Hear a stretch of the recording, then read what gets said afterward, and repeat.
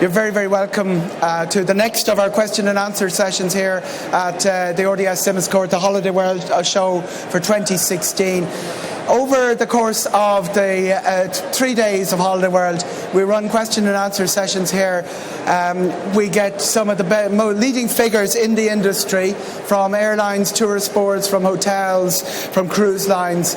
And we bring them here to have a little conversation. It looks more formal than it should be because it's a very informal chat. It's among friends. The travel industry is always keen to represent itself and to engage with its customers and to answer any of the queries that you guys might have. I can tell you that every single question that has been put to any of the panels at these question and answer sessions has been answered during the session. If we can't answer your question, we will make sure that you will get some answer that will get somebody in the hall to get you an answer to your question. And in the age of the internet, when getting an answer to a question can be a very involved process with Google searches and things like that, it's nice to have real people. I have three of the most important real people, two of them on the aviation side and one on the tourist board side of travelling in the direction of Asia. That includes Middle East. And they are coming from your left as you're looking. Enda Corneel is the country manager for Emirates in Ireland. Very important Gulf-based airline. 2 daily services from Ireland for the past 18 months or so, and onward connections to destinations which are growing by the day. Anne-Marie Dalton is from Turkish Airlines. They have 2 daily flights from Dublin to Istanbul, and again an amazing array of onward connections. I think Turkish is the airline that is in most countries in the world. And also the destination that matters most in Asia is Thailand. I think Australia gets more holidaymakers from Ireland or people visiting from Ireland, but Thailand is more holidaymakers, whereas Australia has more overall passengers going through. So it's by far and away the biggest of the long-haul destinations out of Ireland is Thailand. Chris knows everything about Thailand. He's a great representative of the country on the tourist board, and he's here to answer questions from your part. We have spotters and microphones, so what you do is very, very simple. Put your hand up as if you were in school and ask the question, and we will endeavour to get answers. We can do everything you need. I'm going to start with Enda. Talk to me about Emirates, because at one stage people questioned whether a route to Dubai would be viable. I know Aer Lingus went into Dubai many, many years ago. They pulled out after a couple of years. People were sort of saying Dublin to Dubai direct is not going to work. You're now gone to double daily.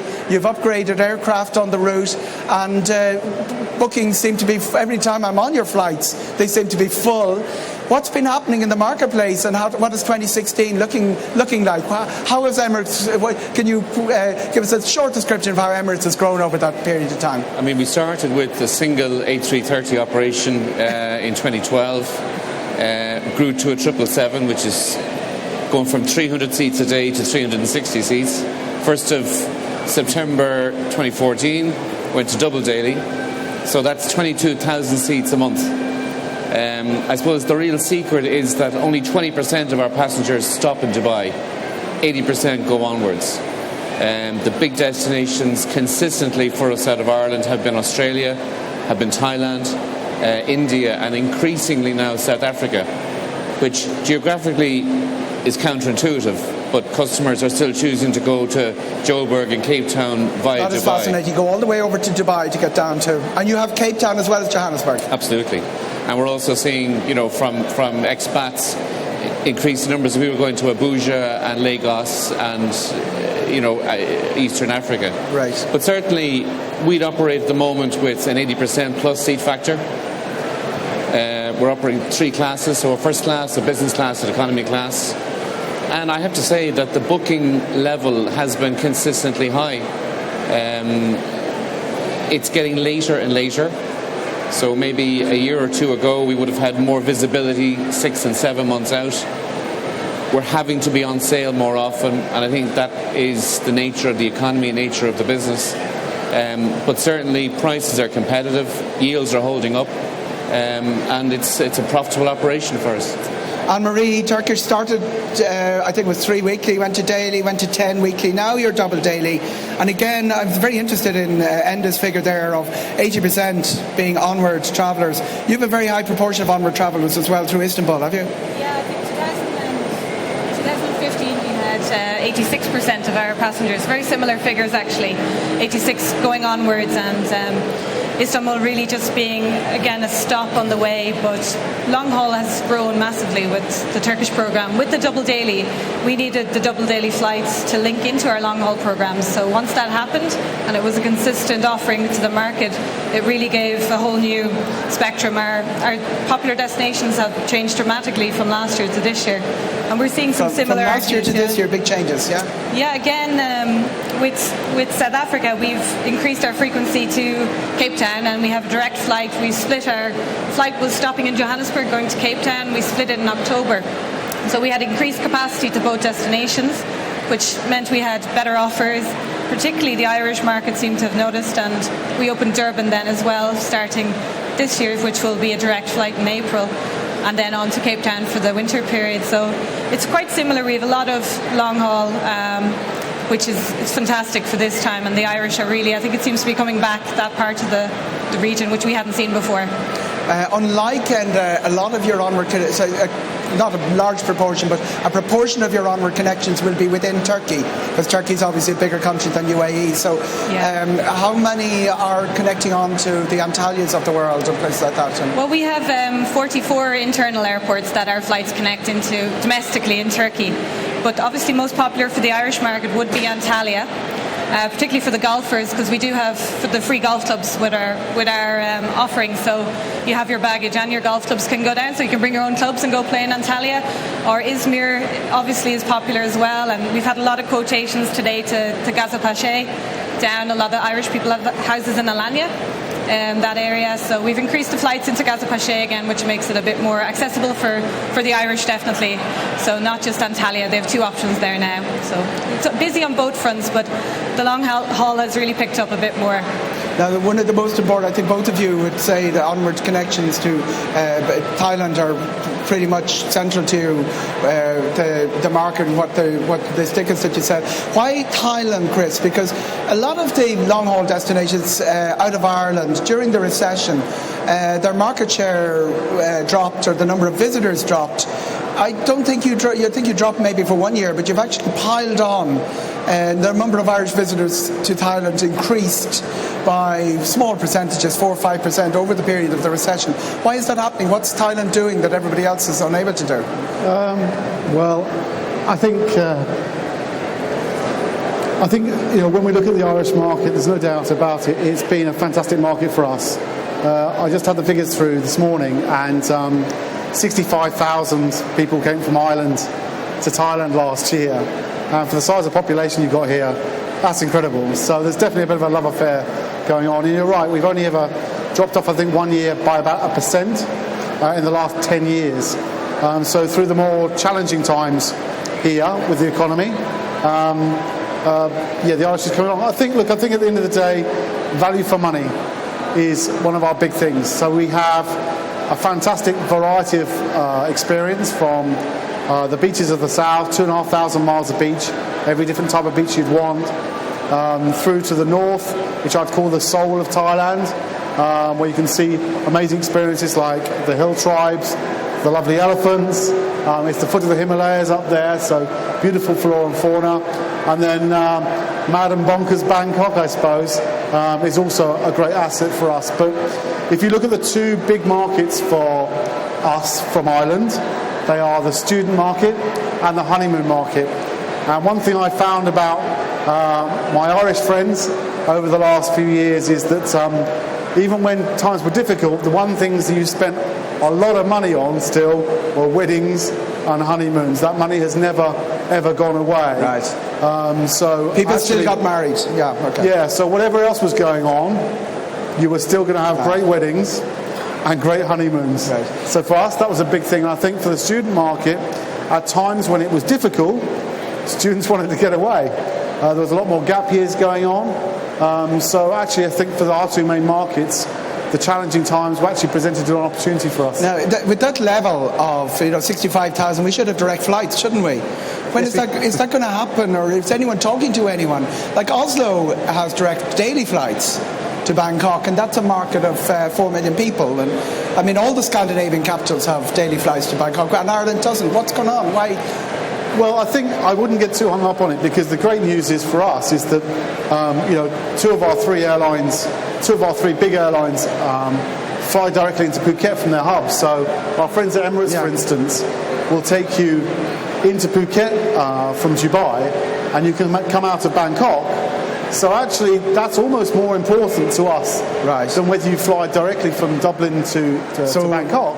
Not going through Bangkok is what really your priority is. Yeah. Well, I think the most important thing for me is that when you come to Thailand, I describe Bangkok as a bit like Marmite, or Vegemite if you're Australian, in the sense that you'll either love it or hate it if it's at the beginning of your holiday, because one of my journalist friends described it to me as an assault on all your senses. When you get off on a hot plane, the smells, the sounds, the noise, it's a lot. Whereas if you do Bangkok at the end of your holiday, you've already acclimatised to the heat and to the Thai way. So actually, for us, an airline that takes us into Phuket first, and then see the rest of Thailand, and then coming out of Bangkok, that's a really good way to see the country. And the other thing people sometimes forget is that the only resort really reachable by the road is Pattaya. Like, you really have to fly to Phi Phi, you have to fly to Phuket, you have to fly to Chiang Mai. Is that fair to say? You missed one. So you go if you're looking at Bangkok, to the right is Pattaya, and you can go on to Koh Chang, which is our second biggest island, or you can go left and go to Hua Hin and Siam as well. So, but it does take internal flights. So end the service into Phuket gets rid of that second leg of a flight or third leg. Yeah, and a lot of people are doing that now. I know that since Emirates included that, they went from 7 flights, they were a daily flight, and now they've got up to 10 flights into Phuket from July. So this is fantastic news for us. And people can't get enough of Australia and Ireland. Do you have any availability on that Dubai to Australia leg? Because a lot of Australia's Europe traffic now, with your tie-in with Qantas, is routed through Dubai. So that must have an impact in the number of seats available to the Irish market. Yeah, I mean, if you look at Emirates' growth over the last sort of 18 months, a lot of extra capacity was put into Europe. Double daily in Dublin, extra flights in the UK, Norway, etc. This year, that capacity increase is now in Asia. So, for example, Perth now is going to a double daily 380. So that's going to open up huge availability that we can take advantage of. Okay. Because we did have a degree of a bottleneck over the last number of years. But certainly Sydney, Melbourne, Brisbane, Perth, very, very popular. Remind me how this works. You've double daily A380 to Sydney. Yeah. Double daily A380 to Melbourne. Yeah. You're now getting it to Perth. Yes. And you also have Brisbane and Adelaide. Yes. And so you have Auckland as well, which is not in Australia, obviously, but that's a one-stop to Auckland. I mean, if I look at our, top 10, top 15 destinations from Dublin or from Ireland, each of those points is in that top 10. So it's very, very important. What's interesting is that... So you have 5 Australian cities in the top 10. So the type of traveller, though, is very interesting, has changed. That if you go back to 2009, 2010, a lot of emigration, mums and dads going over to visit the kids who had emigrated, it's now beginning to change again to become more of a holiday destination. So less VFR, as we call it, visiting friends and relatives, much more holidaying, people are going for 3 and 4 weeks. So that's a slight change, and we're seeing that all the time. But certainly the extra capacity is going to unlock now more business. And as Chris said, that's exactly what happened with Thailand. The direct flight into Phuket was a game changer. Summer just gone, summer 2015, we did significant business into Thailand, which we wouldn't have been able to do because, again, the capacity wasn't there. So when the capacity is there, we'll certainly have the demand for it. Anne-Marie, the security issue in Turkey, are you getting any feedback? Has it made any impact on you? And are people do people have any qualms about Istanbul or about flying Turkish? Yeah, obviously, as the airline, it's not our job to comment about the country. It's the tourism boards. But for our passengers, we've had no cancellations and no changes from Dublin effect at all from what happened recently. It was a very tragic event, and of course you want people to be feeling safe wherever they go. But Istanbul is a major European-style city. It's very comfortable. There's so many tourists. I think 20 million go through a year, and it's very, very sad to have something like this happen in such a it's the centre of the world. But as you say, no cancellations, no impact on it. No, we really, honestly, and we had expected some. But we, again, as the airline, I guess, with 86% of our travel going onwards, particularly maybe this time of year, it's a lot of South Africa, different parts of the regions down there. We wouldn't have maybe had that many bookings to that area. But Antalya is growing. Actually, we've seen a growth in Antalya. And it's sad to see, because Istanbul had really came onto the market, I think, in Dublin as a great city break, and I hope the Irish people continue to go there, because it's a great city. Istanbul as a city break is very important to you. Israel was a big connecting destination for you as well, which is quite interesting, isn't it? Yeah. We have a massive pilgrimage. Irish pilgrimage allegiance, I think, at this stage. We know all the local parish priests in all the areas around Ireland, which is funny to see people. I came back on a plane from Antalya from our Turkish Airlines Open, and we had the Irish darts team come from Antalya. They were at an event in Antalya, and then we were joined by 40 pilgrimage, a group from a parish 2 parishes away from where I'm from. So we had a great time on the plane, but we have a massive pilgrimage groups. Even Irish companies now bringing people from Boston through our airline, booking through Dublin. I think the company's called Marian Pilgrimages, and as far as I know, there would be, it's not good news for you, but I think they're going to start flying direct to Tel Aviv later this year. So, I think though the service, people do like the service. They have other options, and they do like the welcome they get on board. You know, it's comfortable service. A lot of them are older people, and they're familiar with the airport now, and they're very happy to fly, I think. And Chris, you had a coup, and you had all of those sort of headline events. Did it have any impact whatsoever on your holidays from Ireland? None. The great thing about the Irish market is that it's a very grown-up market in terms of travelling, and it would take an awful lot to put the Irish off travelling. That's what we've seen. So we've had just about every human and natural disaster in the last 10 to 15 years. It's made no difference to the Irish market as well. For us, as I said, it's been a consistent market, and I think what I love about coming here, I've said it before, but what I love about coming here is that when you come to the Holiday World show, the level of questions and the amount of research the Irish people have done compared to my fellow countrymen the other side of the Irish Sea is incredible. You tend to be much better read, much better researched, you know what you want, and just a little bit of extra information seems to be going down well. But we've had no problems. As long as you're honest, I think. You're honest. We all have problems, we all have incidents, but as long as you're honest and you deal with them as quickly as you can, then I think, it's been a great success for us. We're very happy. Okay, it's all questions from the floor. You've just got a great compliment from Chris that this is the most knowledgeable consumer base that it's come. So let's rise to the challenge. And the A380, when are we going to see the A380 in Dublin? There's a very strong rumour you're going to bring one in for a day coming up in March. No, it's not going to happen, no?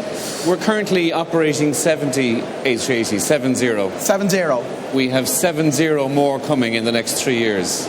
So in 2016, we've got 21 coming. It's an often asked question, and I suppose it's a double-edged sword. We've now got to double daily. That extra capacity has been absorbed into the market. We're on high low seat factors. You throw another 200 seats. A 2-class A380 is 615 seats. A 3-class 380 is 529. We're currently operating 360. So it's a big jump. And am I right in thinking that double daily suits you better for connections? Because, you can get good connections. It's all about the frequency. Yeah. But I mean, our model is really it's all about the frequency. It's all about the frequency. So getting an A380, you might have to go back to single daily. Oh, so no. No, it would have to be double daily. It's all about the connections. It's all about the spread throughout the day. But I mean, logistically, the airport has some work to do before it could even be considered. Right. So, you know, it's a question that you'll keep asking me, and one of these days I'll give you a different answer. You see, Vincent Harrison was here yesterday, and of course he got the inevitable A380 question, but he said technically it can land, there's no runway issues. You can actually get it in and get it out again. But are you even bringing one over for display purposes? No. Right, okay, that's good. I mean, it's all of the A380s are fully utilised. You know, they're workhorses of the airline now. They're the backbone of the airline.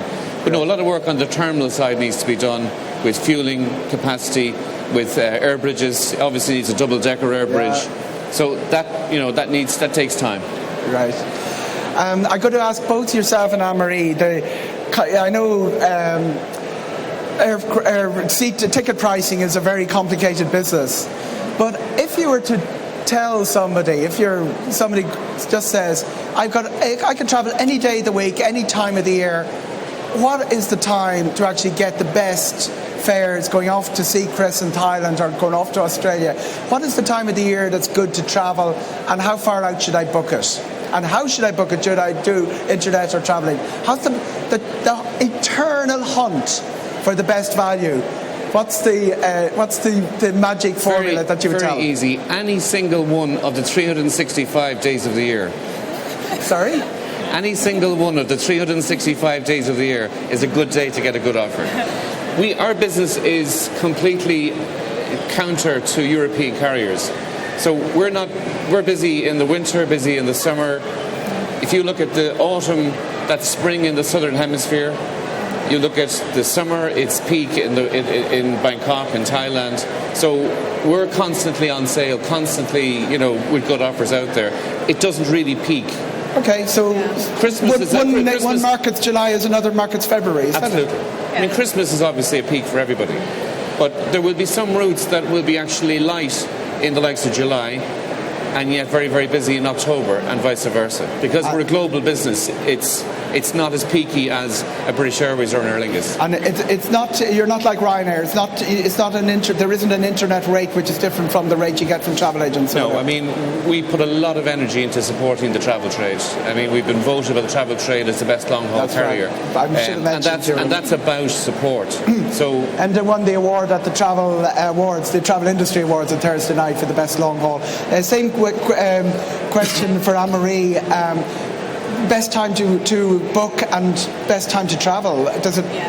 Well, it's very similar. We're slightly different. The only difference we have, I guess, to Emirates would be our aircrafts are more narrow body for certain destinations that we can reach easier. So it's more exactly the same. It's different for different destinations. You can get deals constantly if you want to be a bit different and a bit adventurous and look at different slightly off-peak times. It's the only advice I could say. Keep an eye on the market. And flash sales. You just come through a sale, haven't you? So the idea is sign up for an email to get an email alert for a flash sale. We're selling Johannesburg at the moment for 659 all in. We're selling Sydney for 959 all in, all taxes. Dubai for 499. Like, compare that to the US. Yeah. Similar flight times. So it's good value, yet it's a product way, way ahead of our competitors. And Anne-Marie? Flash sales and did you sign up for the internet? We have a great app. I was just flicking through it before I came up here, and to counter, we're doing Johannesburg for 470. Not with 3 classes though. We only have the 2 offerings of business and economy, but we have very good sales to South Africa at the moment, and yourselves with the same. We do across Thailand. I think hopefully we'll have better availability going into, and we hope to open Phuket in coming year. Phuket as well. Okay. Phuket, hopefully, and that'll be bringing prices down a bit more. Is Triple Daily going to arrive for either of you guys? You actually use narrow bodies, and could you use a narrow body down to Dubai? And no, we don't have to be wide. Our average aircraft size is now around 400 seats. If you take the 380s and the 777s, okay. So we're in the wide body. Like, our business is all about scale. So you're not going Triple Daily anytime soon, okay? No. Are you, Anne-Marie? I think we're more likely to see a change in aircraft rather than additional flight, just because, again, similar to the airport, maybe timings is an issue for slots. 77 beautiful provinces in Thailand, and we only go to 5 of them. Everybody goes to the same 5. What are we going to do to change that? Is there lots of bits of Thailand that nobody goes to, Chris? They're equally beautiful. You still go to more of Thailand than the Brits do anyway. So for me, the north of Thailand is still the most beautiful part of Thailand. Chiang Rai. Chiang Rai, where Chiang Rai is where Thailand meets Myanmar or Burma, and that's the Golden Triangle. This part is really the heart and soul of Thailand for me. So yes, beautiful beaches, yes, fantastic Bangkok, but the north of Thailand, to be fair, as a nation, you travel more to the north than just about anywhere else. But more of you doing that, yes, that would make me very happy.